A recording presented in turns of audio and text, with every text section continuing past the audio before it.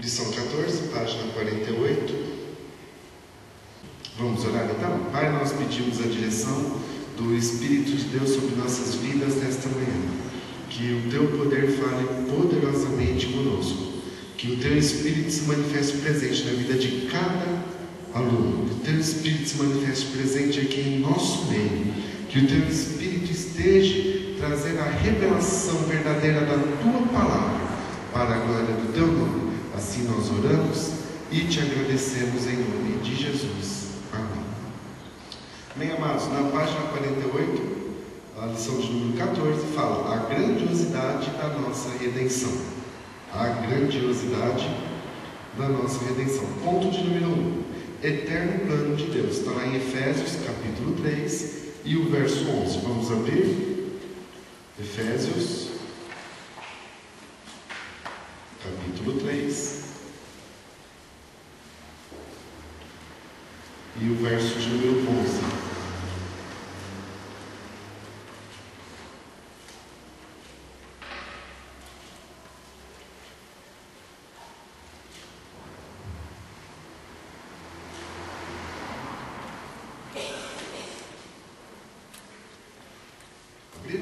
Nós vamos iniciar lá no 8, tá? Porque o 11 é um contexto. Nós vamos iniciar lá no início do texto, Efésios capítulo 3, verso 8. A mim, o mínimo de todos os santos, me foi dada esta graça de anunciar entre os gentios, por meio do Evangelho, as riquezas incompreensíveis de Cristo, e demonstrar a todos qual seja a dispensação do mistério que desde os séculos esteve oculto em Deus que tudo criou, para que agora pela Igreja a multiforme sabedoria de Deus seja conhecida dos principados e potestades dos céus, segundo o eterno propósito que em Cristo Jesus, nosso Senhor, no qual temos a ousadia e acesso com confiança pela nossa fé nele. Até aqui.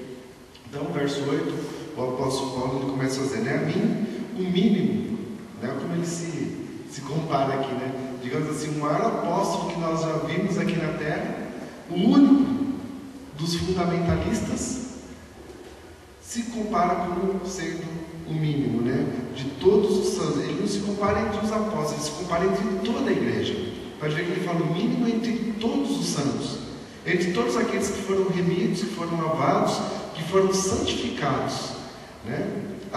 Me foi dada essa graça de anunciar entre os gentios, de anunciar entre aqueles que não eram os judeus, entre aquele povo que não era da linhagem de Israel, foi-lhe dada a graça de anunciar o Evangelho.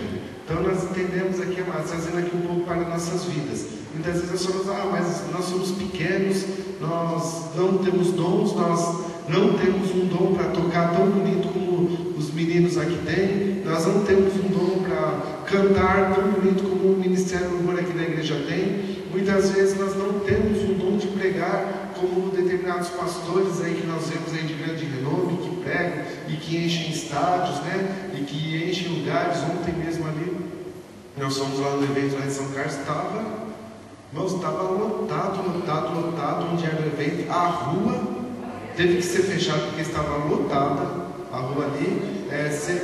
Quem estava lá cheio lá para trás, trombava com um, trombava com o outro, né? Que bom que era tudo irmão, né? Dá licença, irmão, com licença, irmão, né? É uma bênção, né?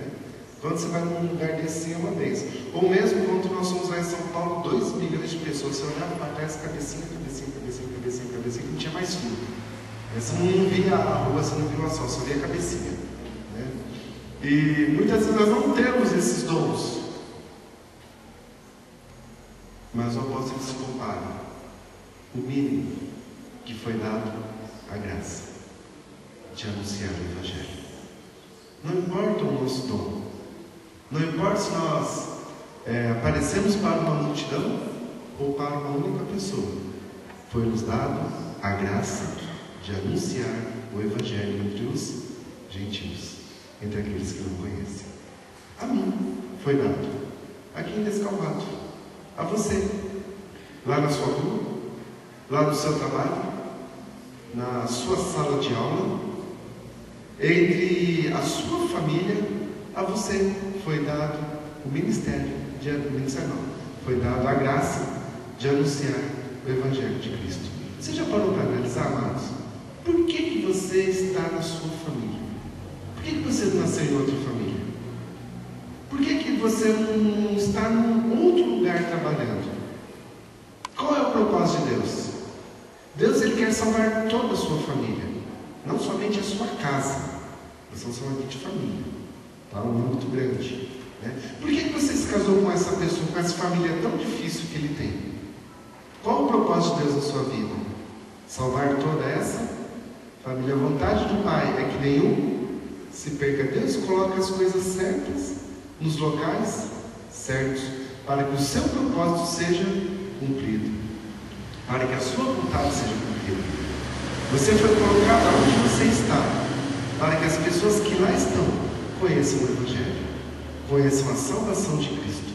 E se essas pessoas, amados, não chegam a conhecer, nós temos falhado em nossa missão. Quando nós não anunciamos, não estou falando que você agora tem que reunir a sua família lá na sua casa e você vai pôr um púlpito lá no meio da sala e você vai pregar lá por 3 horas seguidas a salvação de Cristo. Não, você vai anunciar através da sua vida, através das suas atitudes, através das suas ações, do seu exemplo de vida, através da forma como você fala, através da forma como você trata as pessoas. Muitas vezes, amados, as pessoas elas querem conhecer a Cristo, elas não têm quem lhes anuncia a Cristo. Não existe pessoas que são totalmente irresistíveis ao Evangelho, porque Romanos capítulo 1, verso 16 diz que o Evangelho é o poder de Deus. Poder para quê? Abre lá, Romanos capítulo 1, verso 16 e 17, né? O Evangelho é o poder de Deus para a salvação de todo aquele que crê. Não é o poder de Deus para a demonstração. O Evangelho não é o poder de Deus para nós arrecadarmos muito dinheiro, para nós ficarmos ricos. O Evangelho é o poder de Deus para a salvação. O Evangelho é o poder de Deus para a salvação de todo aquele que crê. Então não existem pessoas irresistíveis ao Evangelho. Sabe o que existe nos nossos dias? Um Evangelho muito mal apresentado. Aliás, vamos melhorar aqui no comentário. Existe que estão se pregando que não é o Evangelho. Porque se o Evangelho é o poder de Deus para a salvação, o que se prega por aí, as pessoas não se salvam, então não se prega o Evangelho verdadeiro. O Evangelho de Cristo. O Evangelho do Reino. Isso está se falhando nos nossos dias. Por isso que muitas vezes as pessoas olham para nós e falam: nossa, você é crente? Nossa, você vai lá na igreja?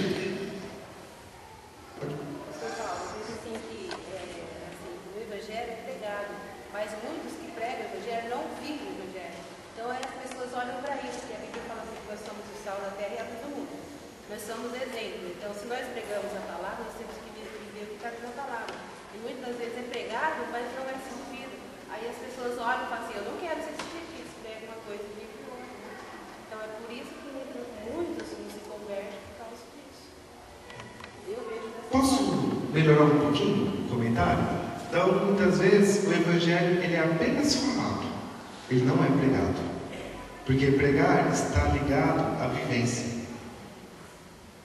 Pregar é você anunciar aquilo que você vive. É mais difícil, né? Não é mais responsabilidade. Você pregar aquilo que você vive. Agora, você comentar, isso é simples, né? Você comenta, né, que Jesus é salvação, que Jesus ele é o Senhor, que Jesus ele fez, o que Jesus faz, aí você até comenta. Mas pregar é você viver aquilo que você está anunciando. É um pouco diferente. É um pouco diferente. Por isso que muitas vezes eu falo: o Evangelho, infelizmente, nos nossos dias, ele não tem sido pregado. Ele tem sido apenas anunciado. Como propagandas. Na televisão, né? Você vê propagandas, aí de repente você compra nada daquilo. Porque foi apenas um anúncio. Agora, pregar é muito diferente. Pregar é você demonstrar através das suas atitudes. Pregar, ela não... quando nós falamos assim, pregar não é apenas um momento quando nós estamos aqui na igreja, né? Então nós vamos ter agora 1 hora de pregação. Pregar é a sua vida. A sua vida é uma pregação do Evangelho. Enquanto você está lá na sua casa, você pode falar da palavra de Deus. Mas daqui 2 horas, 3 horas, quando as pessoas ainda estão na sua casa, as suas atitudes continuam pregando a palavra de Deus. De qual maneira você está se comportando ainda naquele lugar?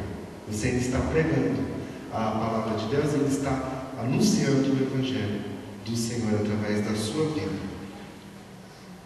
Continuando aqui, verso 9, aliás, o 8, né? Nós estamos entre os gentios, por meio do Evangelho, as riquezas incompreensíveis de Cristo. Então, o que nós vamos anunciar? As riquezas incompreensíveis de Cristo. Não sabe uma coisa que eu acho muito interessante, que nós vemos nos nossos dias também? É o que o mundo lá fora espera de nós. Eu acho muito interessante. O mundo lá fora, ele espera que as pessoas que estão aqui na igreja sejam super santos. Sejam pessoas alinhadinhas nos seus mínimos detalhes. Né? Que a igreja é um lugar onde só estão pessoas direitas, corretas e que nunca erram. O mundo lá fora espera isso, porque o mínimo que nós erramos, acusa. Né? O mínimo que nós erramos, acusa. Agora, quando erram lá, pouco se acusa, né? Muitas vezes passa lá, tal pessoa evangélica fez isso, está sendo preso. E quantos que não são evangélicos que estão presos? O mundo lá fora espera uma coisa muito diferente da igreja. Só que o que Jesus falou? Eu vim para os pecadores, porque os sãos não precisam de médico. Aqueles que são bons, que já são santos, não precisam de um Salvador. Eu preciso de um Salvador. Eu preciso, porque eu não sou super santo. Eu preciso de um Salvador na minha vida. Eu preciso de alguém que me liberte dos meus pecados e das minhas falhas. Eu preciso de alguém que corrija os meus erros. Por isso, irmãos, que nós estamos aqui na igreja, para ouvirmos a palavra de Deus e sermos confrontados com a palavra de Deus. Nós temos que estar aqui para sermos confrontados. Quando a gente chega, a gente lê a palavra de Deus aqui, não faz efeito em nossas vidas, é porque nós não fomos confrontados, porque nós não atribuímos a nós aquilo que aqui foi anunciado, que aqui foi pregado. Nós temos que ser confrontados totalmente com a palavra de Deus. Há 2 diferenças, amados, de pastores nos nossos dias que nós encontramos. Há aqueles que são chamados pastores. Outro dia eu estava num congresso e a pessoa que estava na minha frente estava preenchendo a ficha ali de inscrição, perguntou assim: qual a sua profissão? Pastor evangélico. Eu fiquei pensando, a pessoa que está na frente, né? A profissão dele é pastor. É um profissional do púlpito. É um profissional de pregar. E todos aqui sabem, né? Todos aqui já estão há muito tempo na igreja, você sabe que você elabora uma mensagem. Quanto mais você prega ela em outras igrejas, né? Em vários lugares, várias pessoas diferentes, melhor ela fica na outra igreja. Né? Quanto mais você prega, você vai melhorando, ela vai ficando melhor, né? Então você vai numa igreja, você prega aquela palavra que eles nunca ouviram, né? E você traz sabedoria, você traz conhecimento, e as pessoas ali ouvem, as pessoas ali aprendem coisas que elas não sabiam ainda da palavra e daquele texto ali que você pregou. E isso é muito bom. Nós aprendemos coisas novas. Isso é o profissional do púlpito. Então, quando acaba o culto, a gente sai com aquele pensamento: hoje eu aprendi. Hoje foi bom, eu aprendi coisas que eu ainda não sabia. Né? Melhorou o meu conhecimento, melhorou o meu intelecto. Né? Porque aquele pastor pregou. E a gente fica com a nossa mente ligada naquele pastor, naquele nome que pregou naquele lugar, naquele dia. Quando nós encontramos o pastor por vocação, que ele foi vocacionado, né? Porque eu até comentei assim, aquele pastor aqui na minha frente, quando ele falou que a profissão dele é pastor, eu pensei comigo, falei, ele rebaixou totalmente a vocação dele. Porque a nossa profissão é algo que nós usamos no nosso dia a dia para nós ganharmos dinheiro. Agora, a nossa vocação é algo que nós usamos no nosso dia a dia para levarmos pessoas para o reino de Deus. Então nós temos que ser grandes pastores, ministros em vocação, porque nós somos vocacionados pelo Senhor, e não por profissão, mas porque nós somos totalmente vocacionados pelo Senhor. Quando ele é pastor por vocação, ele jejua, ele ora, ele busca em Deus uma palavra, mesmo que seja diferente de tudo aquilo que ele já pregou, mesmo que seja diferente daquela palavra que ele já tem ali elaborada, bonita, que ele vai pegar em várias ideias diferentes. Ele busca em Deus uma mensagem, algo que vai tocar no coração daquelas pessoas. Quando nós vamos na igreja onde o pastor por vocação prega, aquilo mexe com o nosso espírito, mexe com a nossa alma. Quando nós saímos, nós não saímos com a mente assim: nossa, como eu aprendi. Você sai com a mente: eu aprendi alguma coisa, mas eu fui confrontado com o pecado, eu fui confrontado, eu preciso mudar a minha vida. Irmãos, todo domingo, toda mensagem que você ouve, de quinta, de domingo, de terça, são dias de nós mudarmos as nossas vidas. Todos os dias tem transformação nova. Ah, mas eu já estou há 20 anos na igreja. O melhor está quanto? 25? 28? Todos os dias é dia de mudança. Toda mensagem é mensagem de confronto. Toda mensagem é mensagem de nós sermos transformados. Então, pastor por vocação, quando nós saímos da igreja, falamos: hoje eu estou sendo transformado, eu preciso mudar a minha vida nessa e nessa área. É um pouco diferente, né? Então a nós, segundo o verso de número 9, verso número 8, né? Foi nos dado a graça de pregarmos o Evangelho aos gentios, aqueles que não são da linhagem de Israel, aqueles que não são do povo de Deus e que necessitam ter a sua vida mudada, porque nós somos vocacionados pelo Senhor para anunciar o seu Evangelho. Continuando,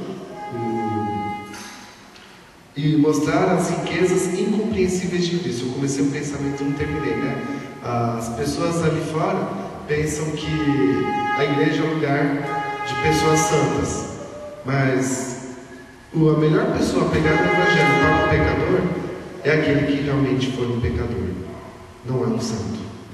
É aquele que realmente um dia foi um pecador, porque ele sabe o que ele tem que anunciar, ele sabe onde ele mostrar o exemplo dele de vida. Olha, eu era isso, eu era aquilo e eu mudei a minha vida, porque o Senhor Jesus, ele veio me confrontando, ele veio transformando o meu coração, ele veio para transformar o meu ser. Verso 10: para que agora, pela igreja, a multiforme sabedoria de Deus seja conhecida dos principados e potestades dos céus. Os principados e potestades não estão nos céus, tá? Eles não habitam lá. Eles conhecerão a multiforme sabedoria de Deus lá, tá? É um pouco diferente aí do que às vezes dá a entender o versículo. E verso 11: segundo o eterno propósito que fez em Cristo Jesus, o nosso Senhor. Então, a palavra-chave aqui no verso número 10 é o eterno propósito. Pode ver que o ponto número 1 ele fala a eterna salvação que o Senhor Jesus nos deu. Então, o eterno propósito de Deus. O que nós entendemos? Que muitas pessoas achavam que Jesus ele veio para salvar o povo que estava na sua época. Isso por muito tempo entre os judeus, entre a igreja primitiva, foi pregado, de que Jesus ele veio salvar o povo que o viu na cruz. Aqueles que não viram Jesus na cruz não teriam salvação. Mas Jesus ele não veio para salvar o povo que o viu, ele veio para salvar a todos. Mesmo nós, há quase 2000 anos depois da morte e ressurreição de Cristo, temos a oportunidade de experimentarmos a salvação no seu sangue, que foi vertido há quase 2000 anos atrás. Então, a salvação do Senhor, ela é eterna. O convite à salvação, o convite à salvação, ele é eterno. Para todos aqueles que o receberem, não importa a época, não importa o ano, não importa quanto tempo faz que Jesus morreu naquela cruz e já ressuscitou. O plano de Deus para a nossa salvação, ele é eterno. Ponto A. A oferta da salvação é universal, ou seja, para toda a humanidade. João 3,16 diz que Deus amou o mundo de tal maneira que deu seu Filho unigênito para que todo aquele que nele crê não pereça, mas tenha a vida eterna. Isso aqui é para aqueles que se consideram pessoas ruins, se consideram totalmente culpados diante de Deus, para aqueles que reconhecem que precisam de Jesus, para aqueles que se consideram os maus feitores da vida, e também para aqueles que são bons, né? Para os bons pais de família, para aqueles que são pessoas honestas, que devolvem os 50 centavos, pessoas assim tão boas da vida, tão honestas, né? Tão abençoadas. A salvação também é para eles, porque todos nós precisamos de Jesus. Não importa quão bom nós somos, todos nós precisamos da salvação de Cristo, como nós já ensinamos em aulas anteriores, porque existiu uma grande maldição que foi lançada sobre a humanidade. Tá? Ponto B. A morte de Cristo na cruz é o único caminho para a salvação. Realmente, né? Não tem outro caminho para a nossa salvação. A palavra fala que sem derramamento de sangue não há remissão de pecados. A palavra também fala que sobre o homem foi lançada uma maldição. Lá no jardim do Éden, maldita é a terra por tua causa. A palavra nos fala que maldito é todo aquele que for pendurado no madeiro. Ou seja, Jesus não tinha como morrer por outra morte, né? Sem derramamento de sangue não há remissão de pecados. Então alguém precisa morrer. De que maneira? Na espada, na forca, apedrejado, na flechada, na cadeira elétrica. De que maneira? A palavra fala que maldito é aquele que for pendurado no madeiro. Então somente a morte de cruz que pode nos salvar. É somente a morte de cruz que pode nos tirar do pecado. Não tem como ser outra morte. É somente a morte de cruz. E Jesus, ele cumpriu direitinho, cumpriu exatamente aquilo que precisava cumprir para que a nossa salvação ela realmente fosse conquistada.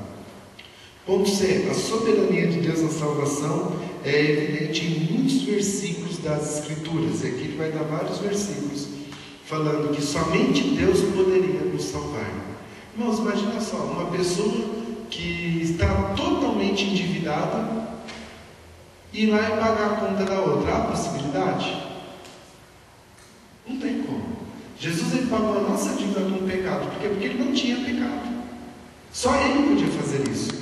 Porque somente Jesus, nessa terra, nasceu a não ser da concepção humana. Ah, mas Adão. Jesus é chamado de o último Adão. Porque foi o último que nasceu, a não ser da concepção humana. Então ele não tinha maldição sobre a sua vida. Ele não tinha pecado sobre a sua vida. A maldição que foi lançada sobre o homem não estava em Jesus. Porque ele não nasceu da junção do homem e de uma mulher. Ele nasceu das mãos do Espírito Santo. Somente ele poderia pagar os nossos pecados. Ponto D. A responsabilidade dos seres humanos também está clara na Bíblia. Realmente, para que as pessoas possam ser salvas, há a responsabilidade de todos aqueles que já aceitaram a Jesus de anunciar o Evangelho. Existe a nossa função. Ah, mas o convencer é do Espírito, né? Não é verdade? O Evangelho João fala, né? Quando o Espírito Santo vier, ele convencerá o mundo, ou seja, as pessoas que ainda não são salvas, do pecado, da justiça e do juízo. Quem convence? É o Espírito. E onde que o Espírito habita? No coração do ímpio? Não, ele habita em quem? Em nós. Então nós temos que falar cheios do Espírito Santo. Ah, como que eu vou convencer as pessoas? Quando você falar cheio do Espírito Santo. Quando o seu linguajar for cheio do Espírito Santo.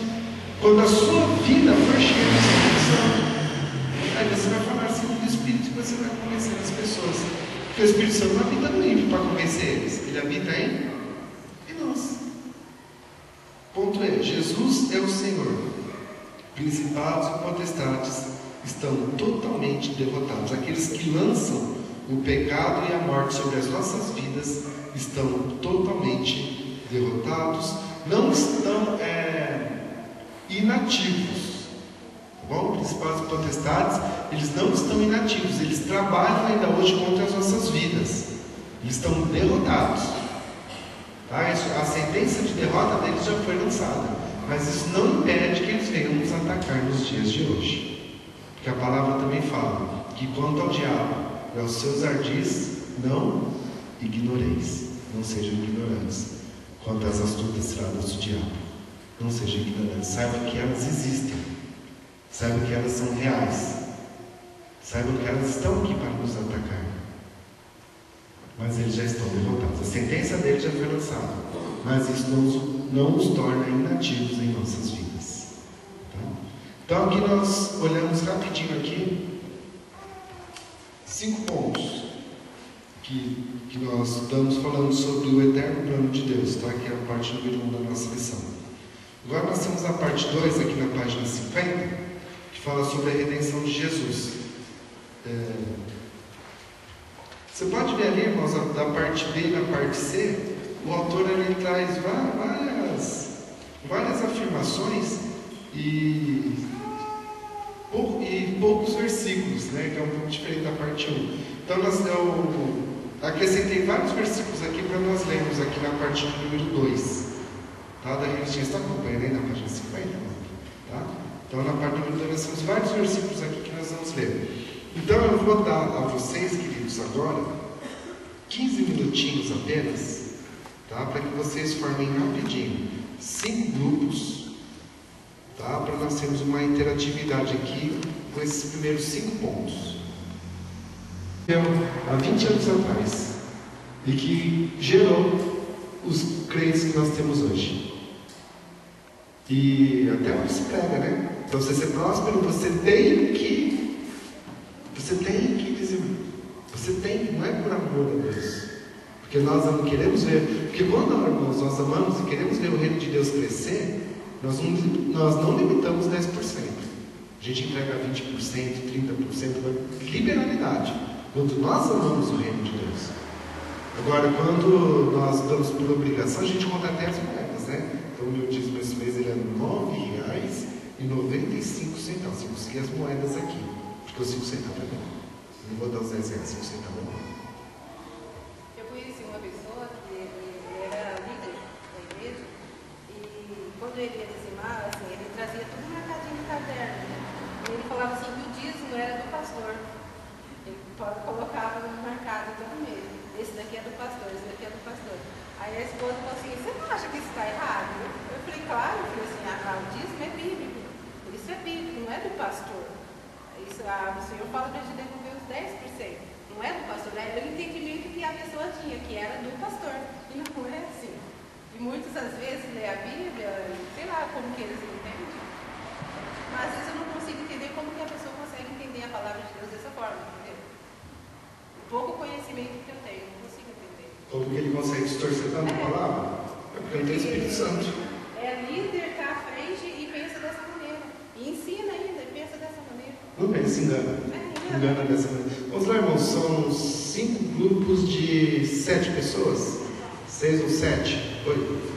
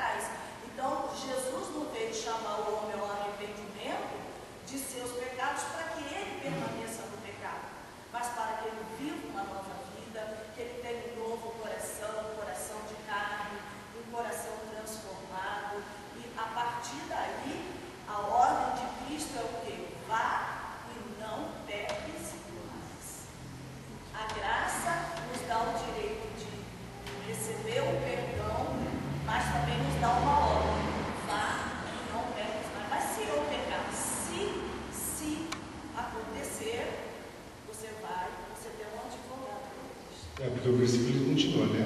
Vais e não peques mais. Mas, se pecares, há um advogado que ele está lutando por vocês. Vamos lá, irmãos, 5 grupos. Vamos lá? Oi? Forma os grupos. Alguém sabe as horas exatamente? 10h25. O André falou que é 10h15, né? 10h25.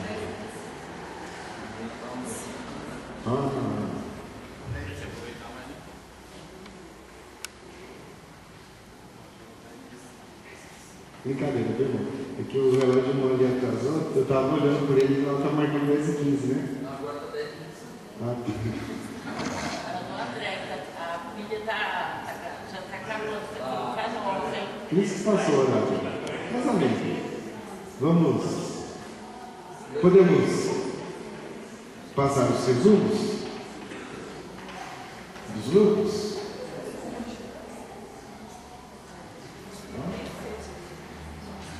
Não, assim, o líder, assim, ele comenta qual foi o ponto de discussão do grupo. Amém? Altamir? O irmão Altamir ficou com o ponto 1, né? A oferta da salvação é universal, ou seja, para toda a humanidade. Pode comentar. Amém, que vamos ouvir? Conversamos aqui, analisamos o versículo, e não tem como não concordar com ele, que realmente a salvação é universal, porém que é um convite particular, cada um aceita essa salvação. A salvação não é automática, como muitas vezes o mundo imagina que seja. Eis o cordeiro que tira o pecado do mundo. Mas esse mundo significa que a salvação é automática, cada um tem que tomar a sua própria decisão. E lembrando, a gente não comentou aqui, mas eu estou falando aqui, eu estou lembrando do bandido que estava ao lado de Jesus.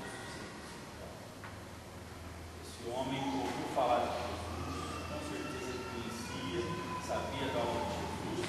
Quando o outro bandido convidou que Jesus fizesse algo, criasse os caminhos também, Jesus não atendeu esse pedido, mas pelo contrário, o outro bandido replicou: olha, nós estamos aqui porque merecemos, fizemos algo errado, mas este homem é justo. Então, Senhor, quando tu entrares no paraíso, lembra de mim.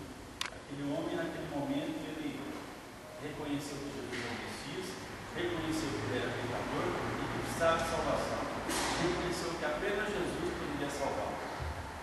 Aquele homem, bandido, criminoso, que estava numa cruz, era maldito, provavelmente crimes hediondos já estavam sobre a vida daquele homem, por isso que ele estava naquela cruz. Ele inaugurou a era da graça. Um bandido arrependido entrou nos céus.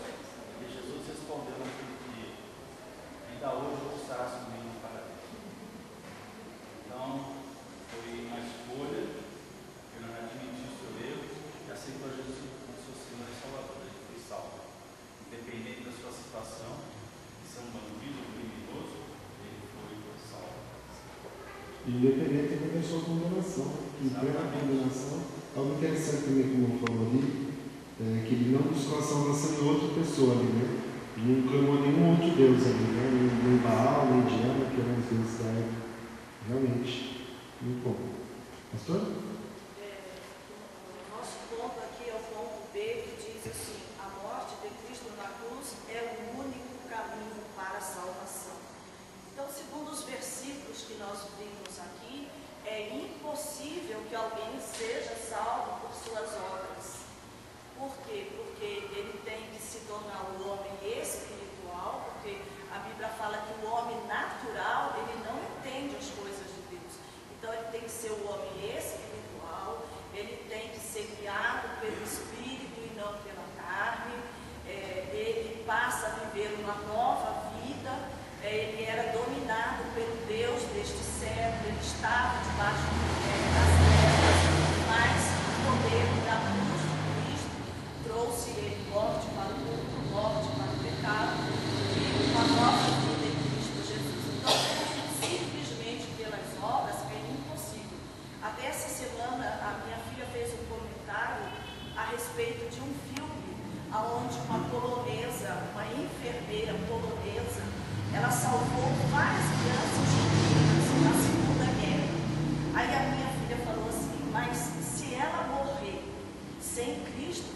me dizer que essa mulher, ela vai para o inferno, eu falei assim, o que a Bíblia diz?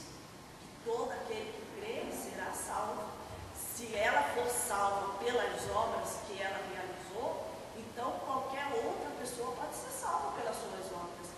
Lógico que o feito dessa enfermeira foi heróico, foi histórico, mas, talvez até por aquela atitude, Deus deu a oportunidade a ela de conhecer o Cristo como Senhor e Salvador. Mas por obras somente não. Realmente. Somente através do sangue de Jesus. O grupo da Michelle? O nosso ponto C fala da soberania da salvação de Deus, mostrada na salvação e evidente em todas as Escrituras. Então, como fala do plano eterno de salvação de Deus, a gente viu não apenas os versículos aqui, que são vários, mas também versículos do Antigo Testamento que já mostram e já evidenciavam o plano de Deus. Porque para ser eterno, para ser perfeito como é de Deus, ele já tinha que mostrar, já tinha que evidenciar, ou pelo menos mostrar uma sombra daquilo que ele faria em Jesus. Então, como no Salmo 49:15, que diz que Deus me remirá da morte, porque ele me tomará para si. Então, mesmo o mais santo, o mais justo, mesmo pertencendo ao povo de Deus, como o pastor tinha falado, necessitava da salvação naquele tempo. Precisava do Salvador, precisava de Jesus. E nos versículos daqui, que estão no ponto, mostra como que explicam essa salvação já concretizada. E esse plano já terminado, já findado. E mostrando que aquele que quer, pela graça, vai receber a salvação. Esse é o plano e a soberania de Deus mostrada tanto no Antigo como no Novo Testamento. Só um comentário, irmão, do que o grupo da pastora comentou, por que as obras não poderiam salvar? Porque as obras são feitas nesse corpo. E esse corpo ele vai tornar ao pó. Esse corpo ele torna ao pó. O que vai para Deus é a alma, o espírito. Por isso que o espiritual precisa da salvação de Jesus. Não tem como realmente ser por obras. Grupo, irmão Luiz?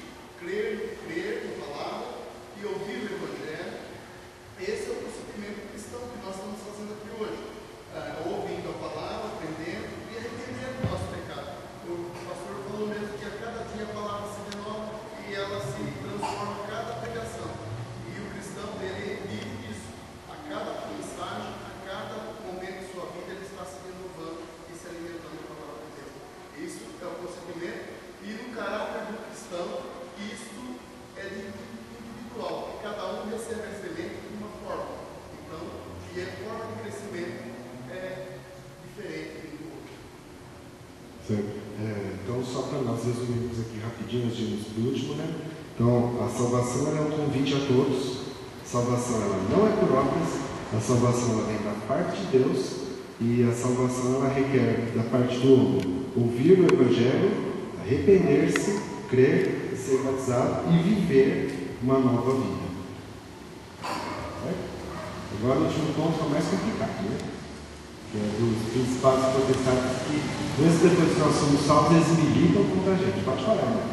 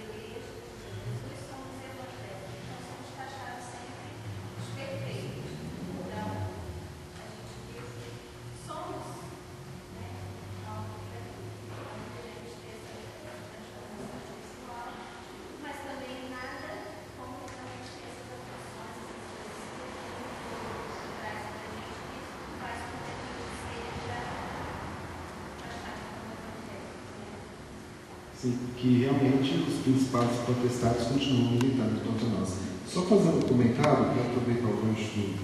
Pode ser, né? Que o irmão comentou ali. Muitas vezes o mundo, como nós falamos no início, ele espera a perfeição da igreja, né? Mas nós não somos Cristo. Nós somos cristãos. Perfeito foi ele. Perfeito foi Cristo. Então, quando alguém nos apontar, mas você é crente, você errou aqui. Por isso que eu sou crente. Porque eu creio que eu posso ser salvo do meu pecado. Porque eu creio que eu posso mudar. Jesus ele vai me ajudar a mudar a minha vida. E quando o ímpio ele olha para nós e nos aponta, isso faz parte das bem-aventuranças. Qual foi a última bem-aventurança?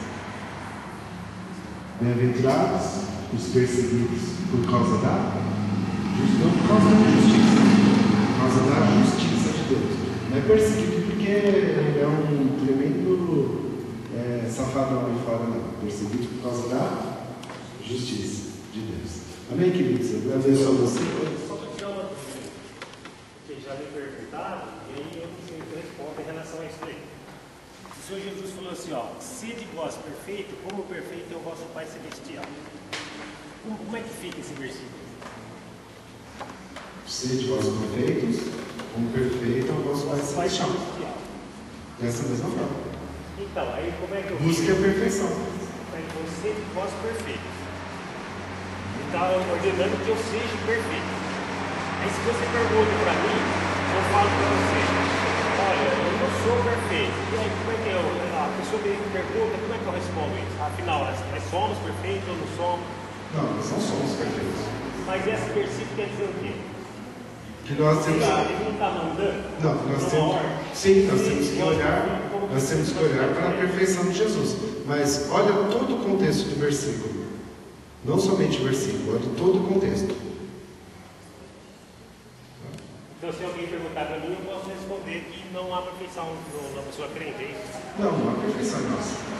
Nós seremos perfeitos um dia. Isso que está escrito lá. Nós seremos perfeitos um dia. O dia que entrarmos no reino de Deus. Lá não vai ter pecado. Lá o nosso corpo será glorificado. Então nós somos predestinados à perfeição, mas nós vamos alcançar ela lá no reino de Deus, não aqui nessa terra. Mas esse versículo não está na ordem imperativa, não está?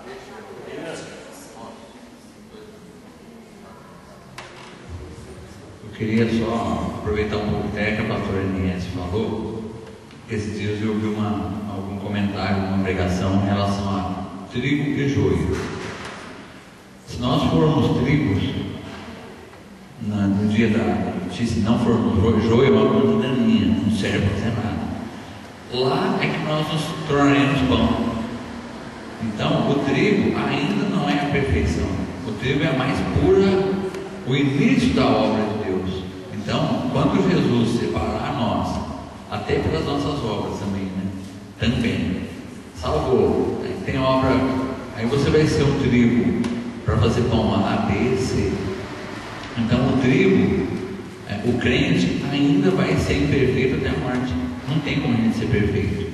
Nós seremos aperfeiçoados depois da salvação, dia após dia. A diferença, se alguém te perguntar sobre esse versículo, a diferença é o seguinte: você está na casa de Deus, você é um cristão que busca a perfeição dia após dia, ou você não está nem aí? Aí reside a diferença. Porque eu entendo que quem falou esse versículo foi o Senhor Jesus. Sim. E ele disse: André, seja perfeito, igual perfeito é o nosso Pai Celestial. Ele está mandando você ser perfeito. Então ele me dá condições de eu errar se eu quiser. Então toda vez que é bem aquela questão, e eu já conheço a verdade, então toda vez que a questão do erro vem, ele falou para mim: Luiz, você é perfeito. Ah não, mas se eu quiser errar, tudo bem, mas eu estou mandando você ser perfeito. Ah, então eu pego e erro. Então foi eu. Mas a ordem é que eu seja perfeito. Só que a decisão é minha, que nem Adão lá. Adão, você é perfeito, aí você não faça isso. O julgamento está em você, mas é para você ser perfeito. Aí se eu decido, mas a ordem é que eu seja perfeito. O irmão, o apóstolo Paulo falou assim: não que eu tenha alcançado. Ele disse que ele não alcançou a perfeição. Uma coisa eu faço, deixando as coisas que para trás ficam, eu busco, prossigo para o alvo, para o pé. Então é aí que reside a diferença. Se você busca a perfeição, se você está cada dia querendo ser um cristão melhor hoje do que você foi ontem. Mas tem aquele grupo que infelizmente não está nem aí. Hoje eu sou igual ao ontem, eu sou pior do que ontem. Aí tem uma musiquinha que diz assim: porque subindo e descendo nunca chegaremos. Tinha 1 João capítulo 3, verso 2 e verso 3. Pode aprimorar e melhorar muito mais aí esse entendimento aí, tá? Na semana que vem, antes de nós iniciarmos a aula, a gente dá mais uma voltada aqui na pergunta, tá? E voltamos ali no último ponto. Lembra os versículos, irmãos, que eu falei para os irmãos, que não tinha na revista, eu anotei aqui.